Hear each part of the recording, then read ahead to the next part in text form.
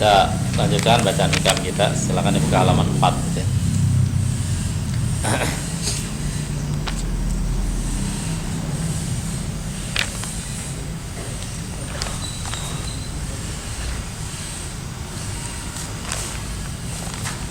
Bismillahirrahmanirrahim. Al-Fatihah ila hadratin Nabil Mustafa Rasulullah sallallahu alaihi wasallam, summa ila jami'an minal anbiya wal mursalin wal salihin wa jami'il muslimin wal muslimat wal mu'minin al ahya'i minhum wal amwat wa naususan ila ruh muallifi hadzal kitab. Al-Fatihah. Alhamdulillahirabbil alamin. Ya,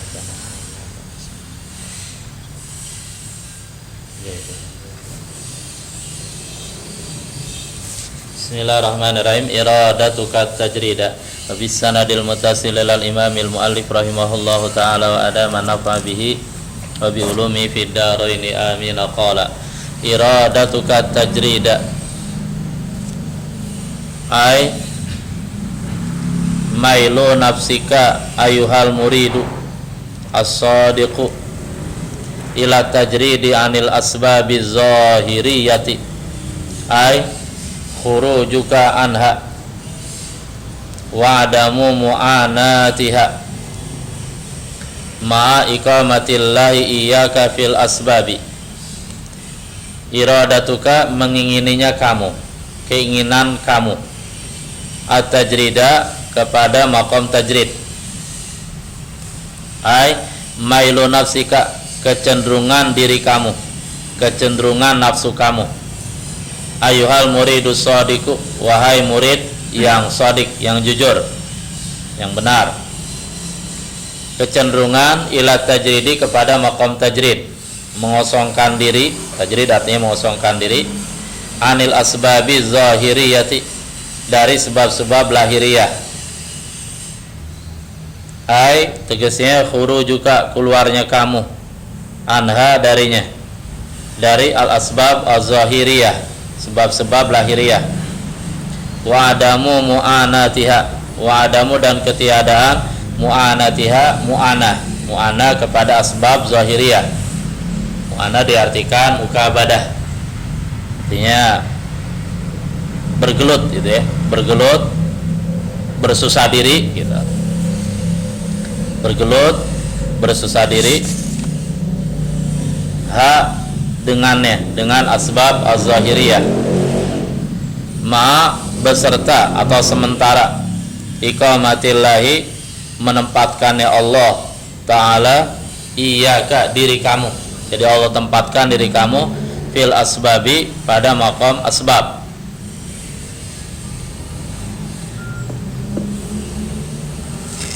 Wa alamatu dzalika, dan ciri-ciri itu. Ciri-ciri apa?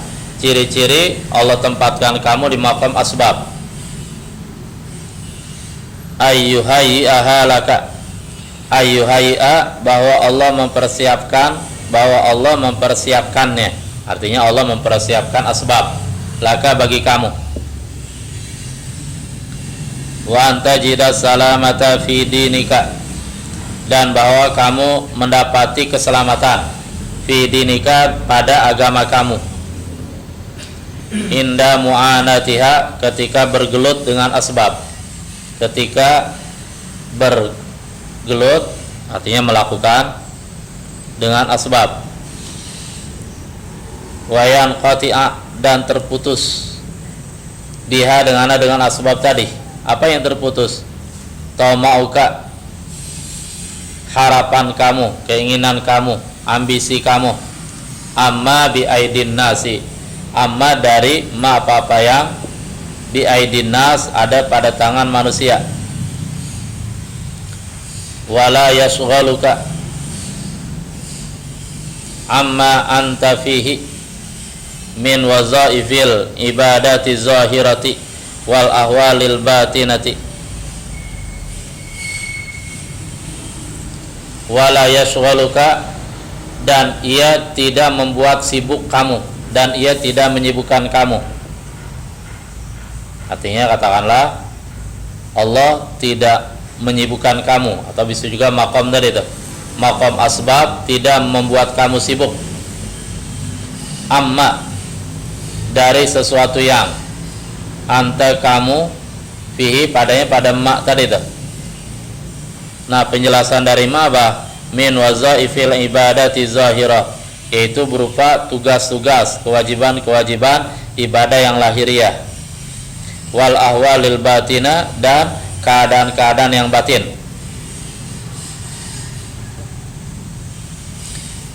Nah, pada hikmah yang kedua ini musannif menjelaskan kepada kita bahwa manusia dalam hal katakanlah memperoleh rezeki bil khusus, secara khusus itu ada dua maqam.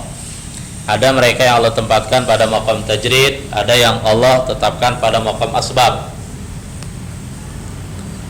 Nah, setiap manusia harus ridho, harus ikhlas di mana Allah tempatkan dia.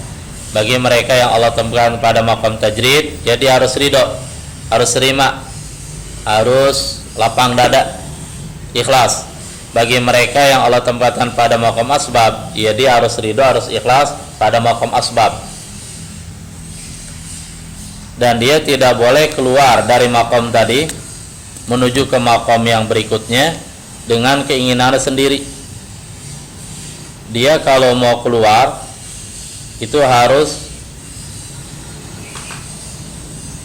melalui pertama isyarat seorang syekh, seorang mursyid. Tentu yang dimaksudkan mursyid di sini, mursyid yang memenuhi syarat dan kriteria-kriteria sebagai mursyid dalam ilmu tasawuf.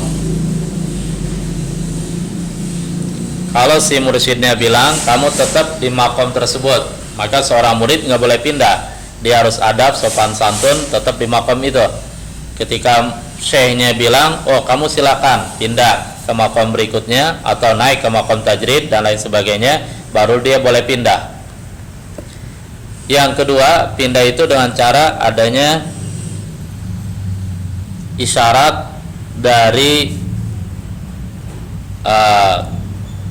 lapangan yang ada. Katakanlah ketika seseorang sudah mentok sana kemari, ketika dia melakukan maqam asbab, mentok sana kemari tidak berhasil, dan ketika dia melakukan maqam asbab tadi banyak amalan-amalan agama yang terbengkalai dan seterusnya, dia sudah coba berulang kali ternyata mentok, maka dia dipersilakan untuk ke maqam tajrid gitu.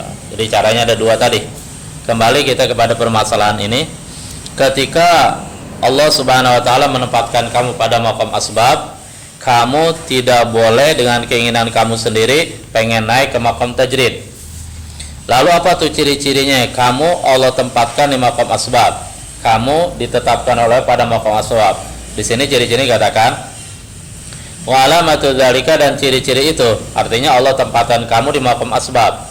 Ayuhai ahalaka, Allah mempersiapkan maqam asbab tadi bagi kamu. Katakanlah kamu bekerja dan seterusnya. Wa anta jida salamata fi dinika inda mu'anatiha. Ciri yang kedua, ketika kamu bergumul dengan asbab, ketika kamu bergelut dengan asbab, katakanlah kamu bekerja, kerja kantor, bangunan dan lain sebagainya, berdagang, ternyata agama kamu selamat, agama kamu tidak tergadaikan. Kamu tetap sholat, kamu tetap ibadah, kamu tetap ingat dengan Allah dan seterusnya, pelaksanaan perintah Allah, menjauhi larangannya. Ciri yang ketiga, wa yanqati abiha tamauka amma bi aidin nas. Nah, dengan kamu bergelut di maqam asbab tadi, keinginan kamu artinya di hati kamu tidak terlintas berharap kepada manusia, sehingga toma, harapan kepada manusia dari diri kamu putus dan kamu hanya berharap kepada Allah Subhanahu wa taala. Ciri yang ketiga tuh. Sehingga dengan asbab tadi kamu terselamatkan, kamu tidak melirik kepada apa-apa yang ada pada tangan manusia. Melirik dalam arti toma, serakah. Kemudian ciri yang keempat, wala yashghalaka amma anta fihi min wazaifil ibadati zahira wal ahwalil batinati. Dengan kamu bergelut di maqam asbab, ternyata kamu tetap istiqomah melakukan tugas-tugas ibadah lahiriah ataupun ibadah batin. Artinya kamu tidak terlalaikan dengan maqam asbab tadi. Makanya musannif di sini bilang wala yashghalaka, dan maqam asbab atau dan Allah secara hakikat tidak membuat kamu sibuk amma anta fihi, sehingga kamu tidak sempat melakukan kewajiban kamu, yaitu tugas ibadah zahira yang lahiriah dan ibadah yang batin.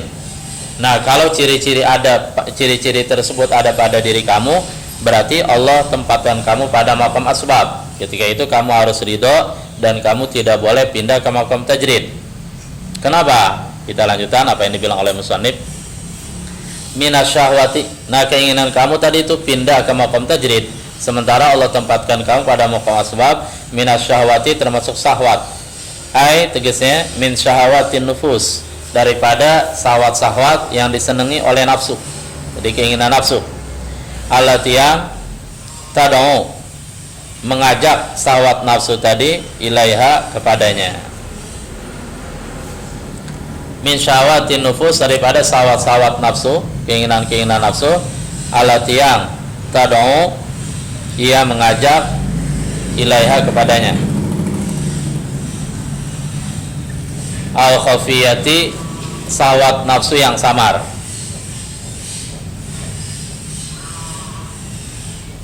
Wa kanat syahwatan, dan ada keinginan tadi, tapi bisa kita kembalikan, min syahwatin nufus, termasuk syahwat nafsu, artinya kesenangan-kesenangan nafsu.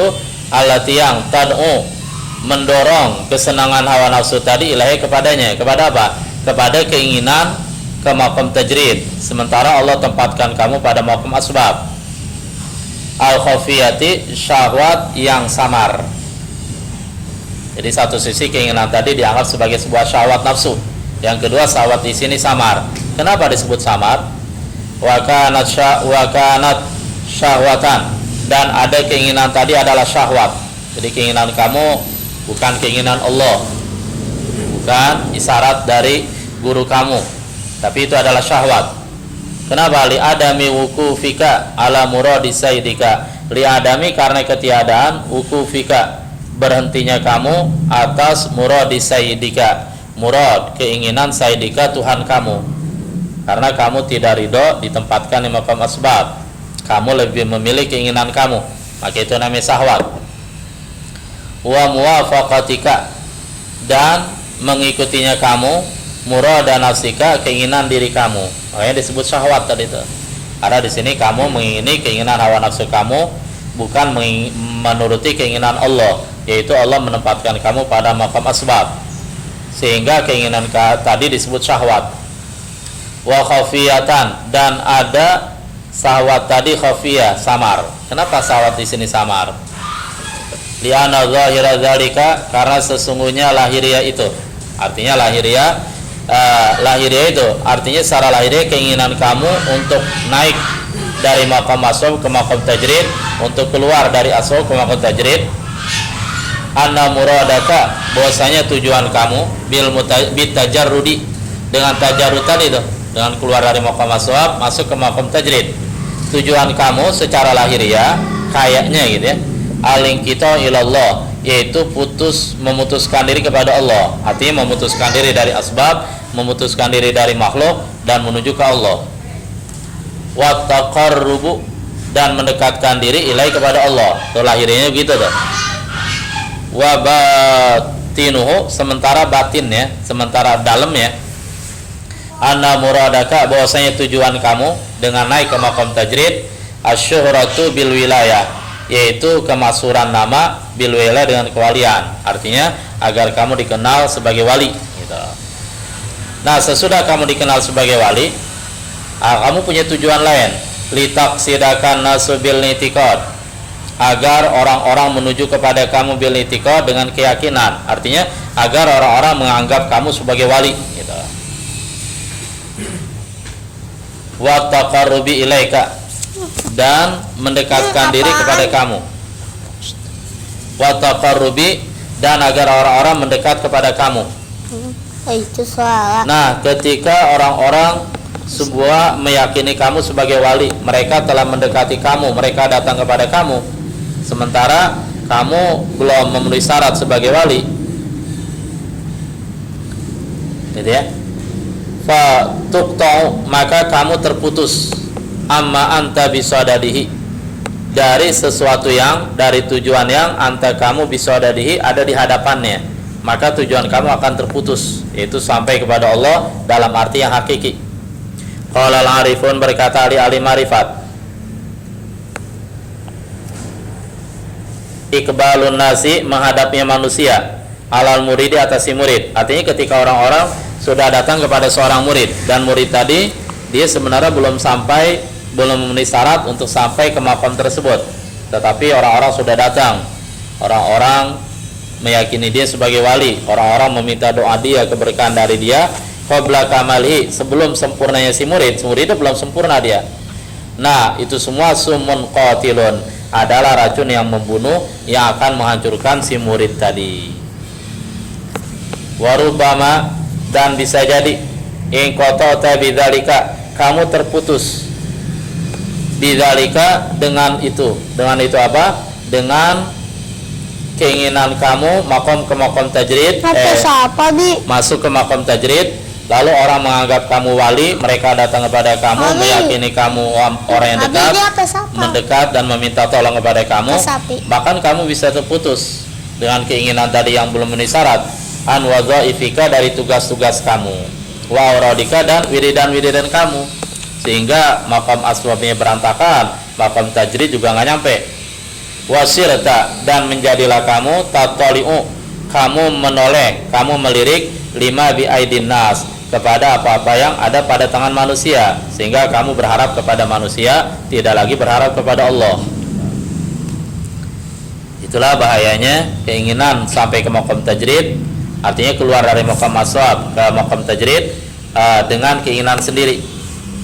Kita lanjutkan ini jawaban musannifnya. Wa iradatukal asbaba, dan menginginnya kamu akan maqam asbab, ai tasabbub, melakukan sebab akibat, wal iktisaba, dan iktisab, berusaha, ma iqamatillah, beserta menempatkannya Allah, iyaka, akan diri kamu, fi tajrid, dalam tajrid.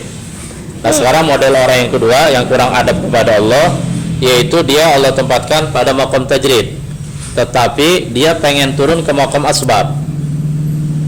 Nah, ini juga kurang adab, kurang sopan santun. Dia tidak ikhlas, dia tidak ridho, Allah tempatkan di maqam tajrid, sehingga dia dengan keinginannya turun ke maqam asbab. Lalu apa ciri-cirinya tuh maqam tajrid tadi? Ayat 3-nya, bi an yassara lakal quta, dengan bahwa Allah mempermudah bagi kamu al-quta, qut, makanan. Artinya ciri maqam tajrid begini, kamu pada maqam tadi secara rezeki Allah sudah permudah. Bahkan ada ulama yang bilang ada perbedaan ketika Allah memberikan rezeki kepada makhluknya, itu dianalogikan dengan ketika kita memberikan makanan kepada ayam, di mana kita memiliki beberapa ayam. Nah, tentunya di sana ada satu ayam yang kita sayangi, yang kita idolakan, kita sayang banget dah. Dan ada ayam yang biasa saja. Terhadap ayam yang kita sayang, ketika kita kasih makan, makanannya kita pisahin, kita makanin, bahkan kalau perlu kita suapin, kita deketin, kita pegang tuh ayam, kita kasih makanan yang banyak. Sementara kepada ayam-ayam yang biasa, yang makan biasa, ketika kita kasih makanan tadi kita aur begitu aja, sehingga makanan tadi diperebutkan oleh mereka. Sebenarnya kamu Allah sudah tempatkan pada maqam tajrid. Min haitsu, dari segi la tatasibu, kamu tidak mengira. Artinya Allah memberikan kamu kemudahan dalam makanan tanpa dikira-kira. Apalagi ciri-ciri maqam tajrid. Wa ja'ala nafsaka, dan Allah jadikan diri kamu mutmainnatan, tenang, tidak protes, tidak menggugat Allah. Inda ta'azurihi, ketika ta'azurinya qut tadi itu, ketika tidak ada makanan tadi, ketika Allah uji dengan terbatasnya makanan, diri kamu tetap tenang. Muta'alliqatan bi maulaha, diri kamu tetap bergantung, berharap, meminta, memohon bi maulaha, dengan Tuhannya, ya Tuhan dari diri kamu, yaitu Allah. Wadumta, dan kamu terus menerus alal syighal, menyibukkan diri bi wazaifil ibadat, dengan tugas-tugas ibadah. Itulah ciri-ciri Allah menempatkan kamu pada maqam tajrid. Kamu ternyata kurang adab, kurang ikhlas, Allah tempatkan di maqam tadi, kamu ingin turun ke maqam asbab. Nah, keinginan kamu tadi inhitatun anil himmatil aliyah adalah turun dari cita-cita yang tinggi.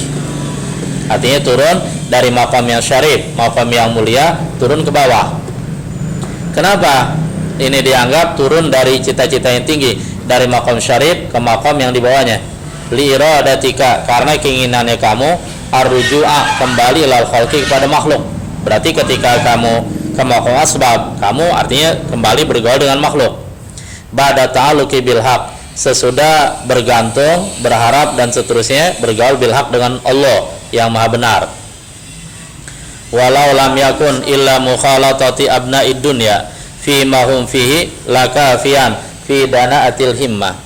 Walau lam yakun, seandainya tidak ada illa, kecuali mukhalatatu abna'id dunya, bergaul dengan orang anak-anak dunia, fima, pada apa-apa yang, pada keadaan yang, mereka fi, pada keadaan tadi, laka, nanti saya ada hal tersebut, kafian, dianggap cukup, fi dana atil himmah, dana atil himmah, rendahnya himmah, cita-cita.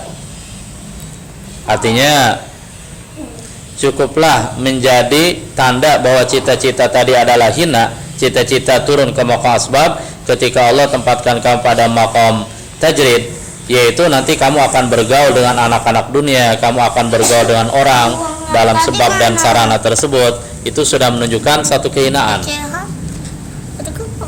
Bal wajibu ala saliki, maka kewajiban atas si salik, orang yang menjalani suluk, ayam kusa bahwa dia tetap fi maqamul haqqu fihi, pada maqam yang Allah tempatkan dia dalam maqam tadi. Artinya sebagai salik, dia wajib ridho dimanapun Allah tempatkan dia, gitu. Apakah di maqam tajrid atau di maqam asbab. Wa yarda bihi, dan Allah ridho bihi dengannya. Hatta yatawallallahu, sehingga Allah yang mengurus, sehingga Allah yang menangani ikhrajahu minhu, mengeluarkan si salik minhu dari maqam tadi. Jadi Allah yang mengeluarkan dia. Secara aturan main, kalau dia di bawah bimbingan syekh, seorang mursyid, maka nanti orang mursyid tadi yang mengatur dia, apakah dia tetap di maqam tersebut atau keluar, dan seterusnya. Wala, dan janganlah ia khruja, dia keluar, binafsi, dengan dirinya sendiri, dengan keinginan, dengan dirinya, wa iradati, dan keinginannya, wa taswili syaitan, dan jangan dia keluar dengan sebab taswili syaitan, godaan setan. Fayaqa, maka dia terjatuh fi bahril qati'ah, dalam lautan terputus, artinya terputus dari Allah Subhanahu wa taala, sehingga dia bukan bersama Allah, dia malah terputus dari Allah.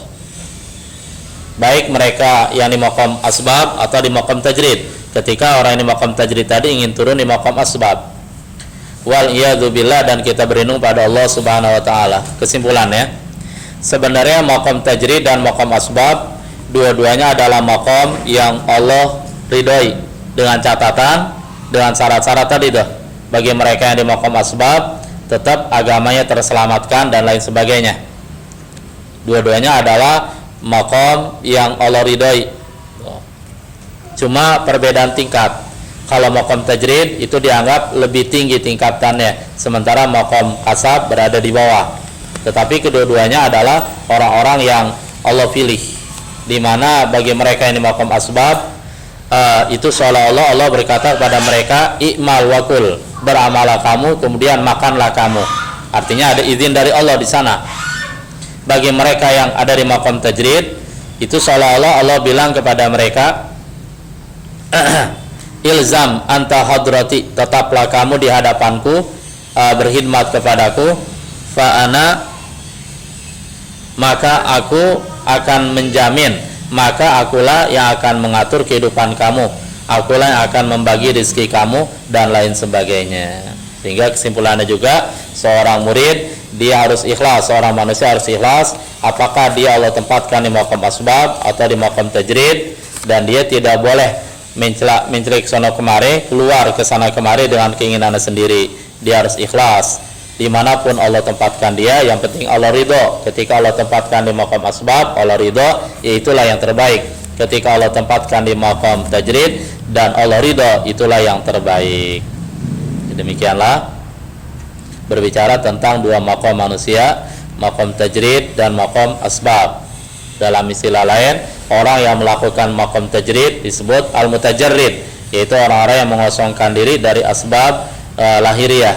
Sementara mereka yang maqam asbab dikenal dengan istilah muktasib, yaitu orang-orang yang melakukan kasab, orang-orang yang melakukan kerja secara lahiriah. Wal iyadzu billah.